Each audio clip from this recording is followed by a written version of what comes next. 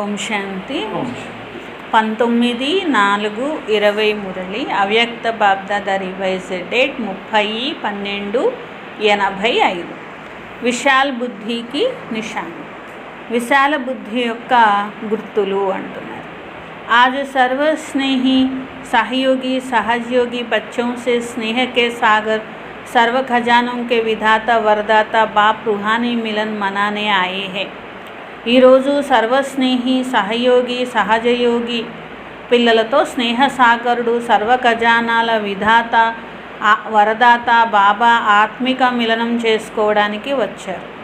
యహ రుహానీ స్నేహ కా మిలన్ అర్థాత్ రూహం కా మిలన్ విచిత్ర మిలన్ హై. ఈ రుహానీ స్నేహ యొక్క మిలనం అంటే రుహానీ మిలనం అనేది విచిత్రమైన మిలనం.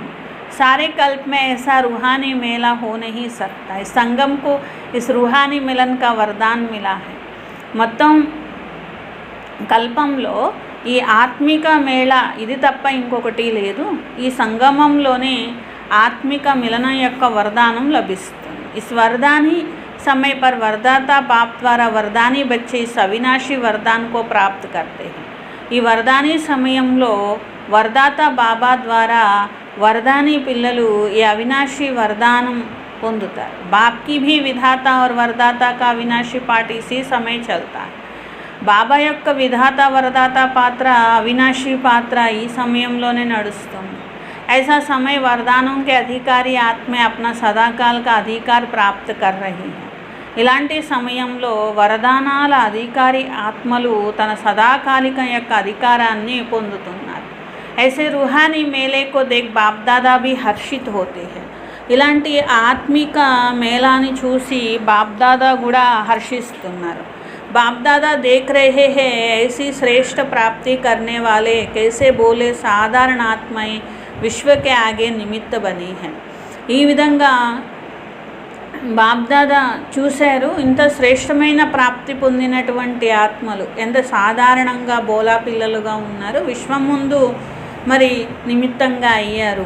क्योंकि सभी लोग राज्य विद्या साइंस की विद्या अल्पकाल के राज्य अधिकार व धर्म नेता का अधिकार इसी को ही आज की दुनिया में विशेष आत्माएं मानते. ఈరోజు ప్రపంచంలో విశేష ఆత్మలు అని ఎవరిని అంటారు?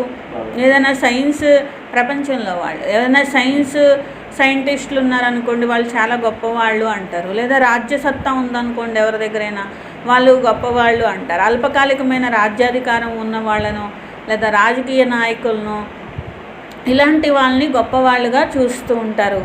లేకిన్ బాప్ దాదా కౌన్సీ విశేషత దేఖతే హై. మరి భగవంతుడు ఎవరిని గొప్పవాళ్ళుగా చూస్తారు? ఏ విశేషత ఉన్నటువంటి వాళ్ళని చూస్తారు? బాబా దృష్టిలో ఎవరు విశేషమైన వారు? सबसे पहले अपने आप को और बाप को जानने की विशेषता जो ब्राह्मण बच्चों में है वह किसी भी नामी ग्रामी आत्मा में नहीं है. భగవంతుడు ఎవరిని చూస్తారంటే తనను తాను తెలుసుకోగలిగినటువంటి బుద్ధి ఎవరి దగ్గర ఉంది, అలాగే భగవంతుణ్ణి అర్థం చేసుకోగలిగేటువంటి తెలివి ఎవరి దగ్గర ఉంది, ఇది బాబా చూశారు.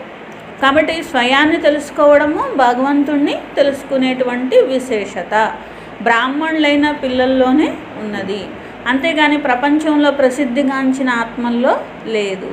కాబట్టి इसलिए भोले साधारण होते हुए भी वरदाता से वरदान ले जन्म जन्म के लिए विशेष पूज्य आत्माएं बन जाते. కాబట్టి ఈ ప్రపంచంలో బోలా ఉన్నప్పటికీ సాధారణమైన వాళ్ళైనప్పటికీ కూడా వరదాత నుండి వరదానం పొంది జన్మ జన్మాంతరాల కోసం విశేషమైన పూజ్యాత్మలుగా అవుతున్నారు. तो आज की नामी ग्रामी आत्माएं हैं वह भी पूज्य आत्माओं के आगे नमन वंदना करते हैं. మరి ఎలాంటి పూజ్యాత్మలు అవుతున్నారు? ఈ రోజుల్లో విశేషమైన పేరు ప్రఖ్యాతులు ఉన్న వాళ్ళు కూడా ఎవరికి నమస్కారం చేస్తారు? ఆ పూజ్యాత్మల దగ్గరికి వెళ్ళే నమస్కారం చేస్తారు, నమస్కారం వందన చేస్తారు. ఇలాంటి విశేష ఆత్మలుగా అయ్యారు. ऐसी रूहानी नशा అనుభవ करते हो.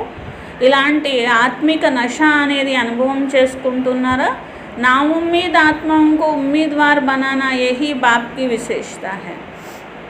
ఏ విధంగానూ మరి ప్రపంచం దృష్టిలో చూసినట్లయితే సాధారణంగా ఉన్నప్పటికీ కూడా అలాంటి వారిని బాబా ఏం చేశారు? మరి ఉన్నతంగా తయారు చేస్తున్నారు. ఈ విశేషత వల్లే చేశారు. బాప్దాదా వతనంలో కూడా పిల్లల్ని చూసి హర్షిస్తున్నారు. ఒకవేళ किसी भी अनजान आत्मा को कहो कि यह सारी सभा विश्व के राज्य अधिकारी आत्माओं की है तो मानेंगे। మరి ఎవరైనా తెలియని వాళ్ళు ఉన్నారనుకోండి, ఆ తెలియని వాళ్ళకి ఈ సభ చూపించి, మధుబన్లో జరుగుతున్న ఈ సభను చూపించి మొత్తం విశ్వరాజ్యం చేయబోయేది వీళ్ళే అని చెప్పారనుకోండి, నమ్ముతారా అని బాబా అంటున్నారు. ఆశ్చర్యపోతారు, అసలు నమ్మరు కూడా. लेकिन बाप दादा जानते कि बाप को दिल के स्नेह, दिल की श्रेष्ठ भावना वाली ఆత్మయే ప్రియ है. కానీ బాబాకి ఎవరిష్టము? మరి మనస్సు యొక్క స్నేహము, మనస్ఫూర్తిగా శ్రేష్ఠ భావన కలిగిన ఆత్మలంటేనే బాబాకు ఇష్టం. దిల్ కా స్నేహ है. కానీ బాబాకు ప్రియంగా నన్ను ఎవరు చేశారు అంటే బాబా మీద పెట్టుకున్న స్నేహము, బాబా మీద పెట్టుకున్న ప్రేమనే నన్ను బాబాకి దగ్గరగా చేసింది. ఆ ప్రేమనే కాబోయేటువంటి విశ్వానికి అధికారిగా చేస్తున్నది. కాబట్టి ఈ హృదయపూర్వకమైన స్నేహమే శ్రేష్ఠ ప్రాప్తి పొందడానికి మూల ఆధారము.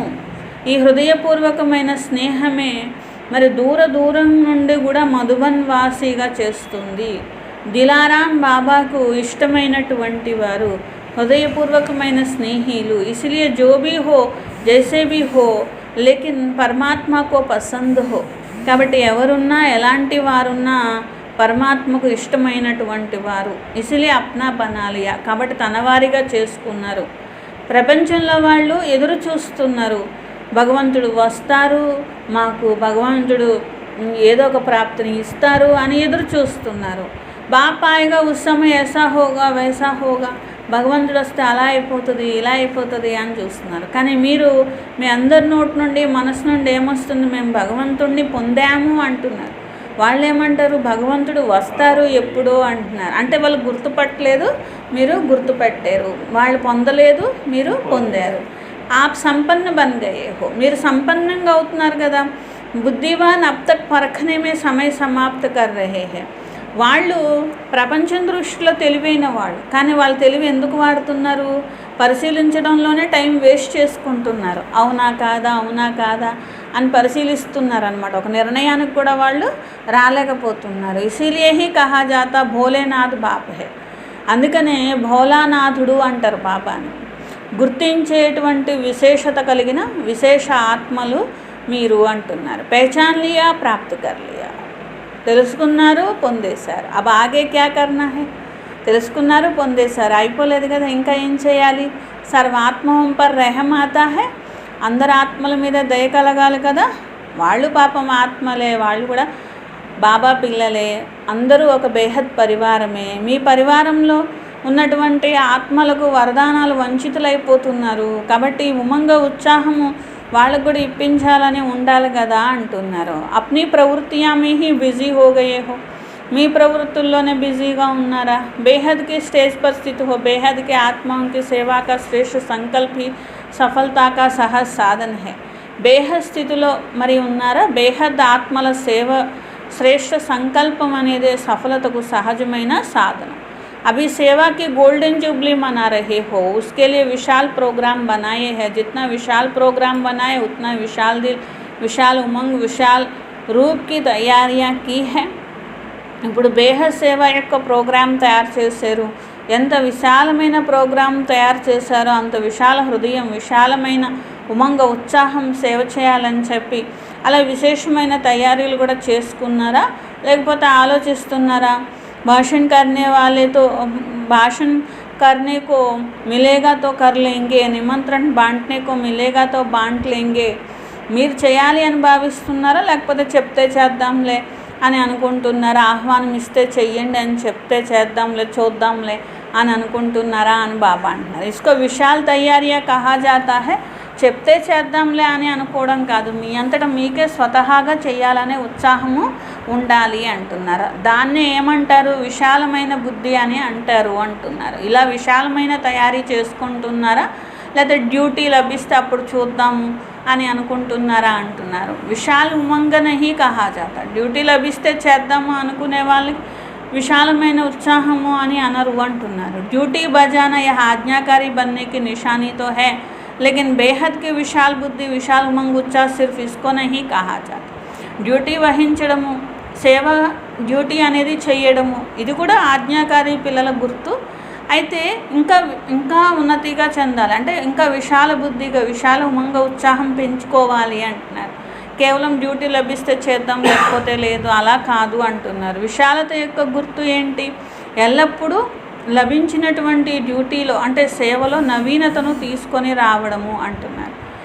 భోజనం వడ్డించే సేవ ఇచ్చారు అనుకోండి, దాంట్లో కూడా, లేకపోతే ఉపన్యాసం ఇచ్చే సేవ ఇచ్చారనుకోండి, దాంట్లో కూడా ప్రతి సేవలోనూ ఎల్లప్పుడూ నవీనతను నింపడం, ఉత్సాహం నింపడం మన ఇస్కో కహా జాతా హై విశాలత. దీన్ని విశాలత అని అంటారు.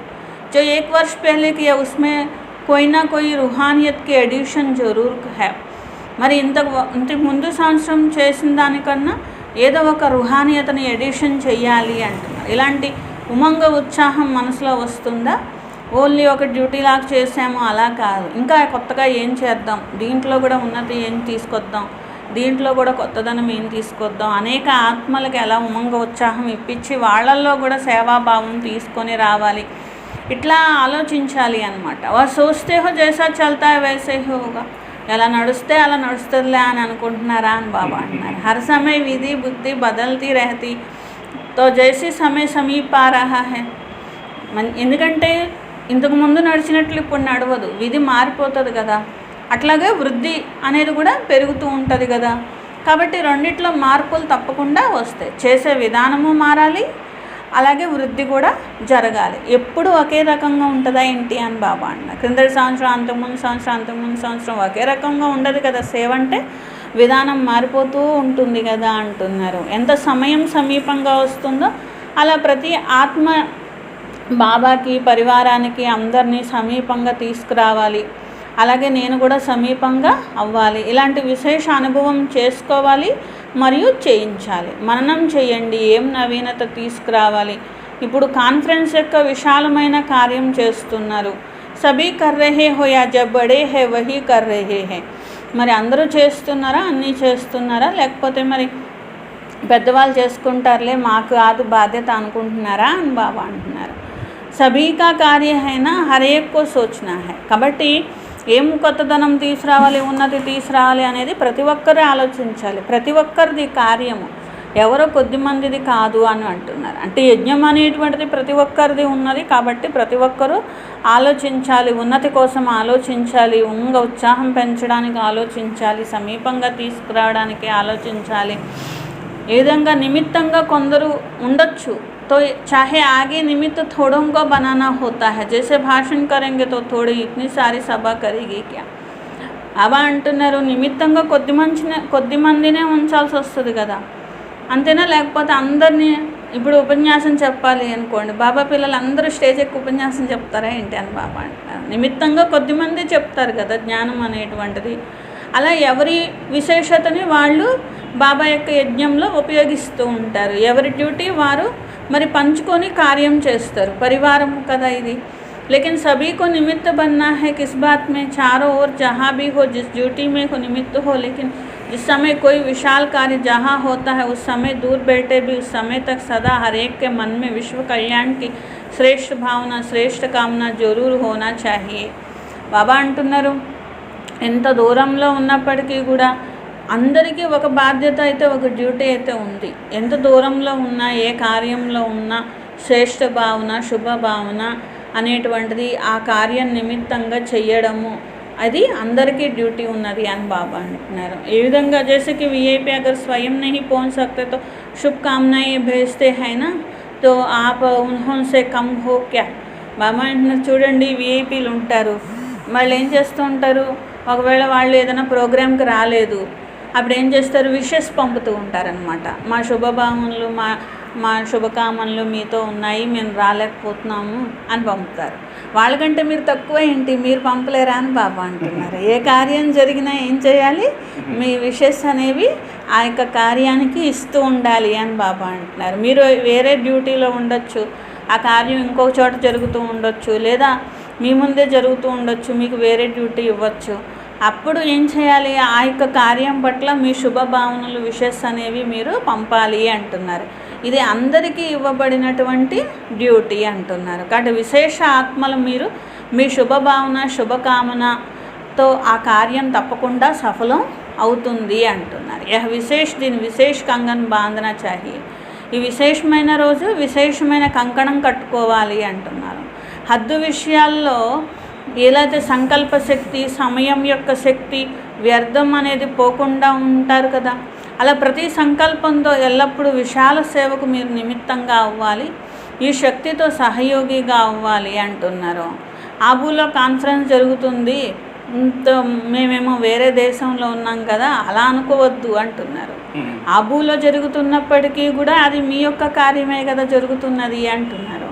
ఇది ఒక్కటే పరివారం ఉన్నది, ఒక్కటే పరివారంలో కార్యం అనేది జరుగుతుంది. ఈ విశాల కార్యంలో మీరు సహయోగులు ఉన్నారు. వాతావరణం, వాయుమండలం, మీరు చక్కటి వాతావరణం, వాయుమండలం తయారు చేయొచ్చు అంటున్నారు. మీరు ఎక్కడ ఉన్నా శుభభావన శుభకామన శక్తి అనేది పంపించవచ్చు కదా. సైన్స్ యొక్క శక్తి చూడండి, ఒక దేశంలో కూర్చొని ఇంకో దేశానికి సహాయం చేస్తున్నారా లేదా, రాకెట్లు పంపిస్తున్నారా లేదా అని బాబా అంటున్నారు. మరి వాళ్ళు రాకెట్లు పంపగలింది, మీరు సైలెన్స్ శక్తిని పంపలేరా? శుభభావన, కళ్యాణకారి భావన అనేటువంటిది పంపొచ్చు కదా. మధుబన్లో ఒక ప్రోగ్రాం జరుగుతుంది, లేదా యజ్ఞంలో ఎక్కడైనా ఒక ప్రోగ్రాం జరుగుతుంది, మీరు మనసు ద్వారా శుభభావనలు పంపించండి, సహయోగిగా అయినట్లే ఇది కూడా అని బాబా అంటున్నారు. ఒక్క వాచాతో సేవ చేస్తేనో అదొక్కటే అని కాదు, కొందరు వాచా సేవకు నిమిత్తం అవుతారు, కొందరు కర్మణా సేవకు నిమిత్తం అవుతారు, అందరూ మనసా సేవకి నిమిత్తం అవ్వచ్చు అని బాబా అంటున్నారు. जितना प्रोग्राम चलता, चाहे 5 दिन चाहे 6 दिन चलता, इसी समय पर ब्राह्मण आत्मा को सेवा का कंगन बांधा हो, మంచి వైబ్రేషన్ వ్యాపింప చేయాలి. ఆ కంకణం ఎవరు కట్టుకోవాలి? బ్రాహ్మణాత్మలు. 5 రోజులు నడవనివ్వండి, 6 రోజులు నడవనివ్వండి, ఇలా అక్కడ సకాష్ నింపాలి అనేటువంటి ఉద్దేశం మీకు ఉండాలి అంటున్నారు. ఇది నా బాధ్యత అని మీరు అనుకోవాలి, ఈ భావం అనేటువంటిది ఉండాలి. తో సభీ జిమ్మేవార్ హే, కాబట్టి ఎవరికి బాధ్యత? అందరికీ బాధ్యతే అంటున్నారు. తో యా ఛాన్స్ మిల్నా చాహే, విశేష కోయి డ్యూటీ మిలే తబ్ తో జిమ్మేవార్ హే. ఏదైనా విశేషమైనటువంటి పని మీకు అప్పచెప్పారు, అప్పుడే నాది బాధ్యత, లేకపోతే నాది బాధ్యత కాదు, లేకపోతే మీకు జ్ఞానం చెప్పే డ్యూటీ ఇచ్చారు అప్పుడే మీ బాధ్యత, లేకపోతే కాదు, అది కూడా కాదు అంటున్నారు. జహాజ్ బీ హో డ్యూటీ మిలీ హే, కాబట్టి బాబానే ఇస్తున్నారు కదా డ్యూటీ మీకు. ఏంటి? మనసా సేవ చేసే డ్యూటీ అనేది ఇస్తున్నారు. మీరు ఎక్కడ కూర్చున్నా ఈ డ్యూటీ మీదే అని బాబా. మీరు దూరం కూర్చున్నా, ఎక్కడ కూర్చున్నప్పటికీ కూడా ముజే సహయోగి బన్నా హే, నేను సహయోగిగా కావాలి. దీన్ని మొత్తం విశ్వసేవకు రుహానియత యొక్క అలలు వ్యాపింప చేయడం అంటారు. సంతోషం, ఉమంగ, ఉత్సాహం యొక్క అలలు వ్యాపిస్తున్నాయి. అలా ऐसे सहयोगी हो इस कॉन्फ्रेंस में नवीनता दिखाएंगे ना, మరి ఇలాంటి సహయోగిలేనా ఈ కాన్ఫరెన్స్లో నవీనత చేసి చూపిస్తారా? గోల్డెన్ జూబ్లీ హై తో చారో ఓర్ గోల్డెన్ ఏజ్ ఆనే వాలీ హై. గోల్డెన్ జూబ్లీ అనేది నడుస్తుంది, నలువైపులా గోల్డెన్ ఏజ్ అనేది రాబోతుంది. తో యహ్ నా ఉమ్మీద్ ఆత్మాయ్ హై, ఉన్హోం మే శ్రేష్ఠ భవిష్యకి ఉమ్మీద్ పైదా కరే. కాబట్టి ఇలా నిరాశతో ఉన్నటువంటి ఆత్మలకు శ్రేష్ఠ భవిష్యత్తు యొక్క ఆశని ఉత్పన్నం చేయండి. భయభీత ఆత్మ మే ఖుషీకి లహర్ ఉత్పన్న హో, భయభీతులైనటువంటి వారికి సంతోషం యొక్క అలలు వ్యాపింప చేయాలి. గోల్డెన్ జూబ్లీకి గోల్డెన్ సేవ యహీ లక్ష్య రఖో, ఈ గోల్డెన్ జూబ్లీ యొక్క గోల్డెన్ సేవ లక్ష్యం పెట్టుకోండి. స్వయం भी हर कार्य में मोल्ड होने वाले रियल गोल्ड बन जाते, గోల్డెన్ జూబ్లీ మనానీ హై.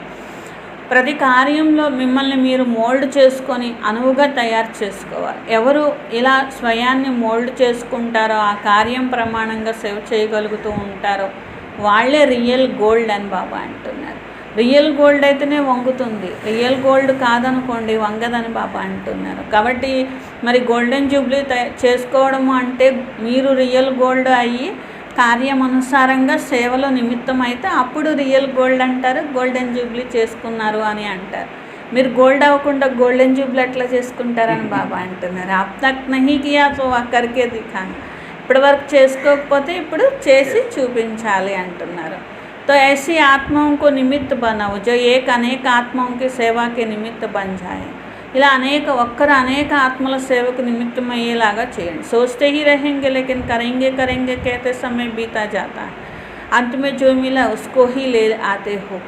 మరి ఆలోచిస్తూ ఉంటారు, చేద్దాం చూద్దాం అంటూ ఉంటారు, లాస్ట్కి ఒక్కొక్కసారి అంటారు ఎంత వస్తే అంతే చేస్తూ ఉంటారనమాట. సంఖ్యతో बढ़ जाती लेकिन विशाल सेवा का प्रोग्राम रखते, इसीलिए कि ऐसी आत्माएं आवे जो एक अनेकों के निमित्त बन जाए.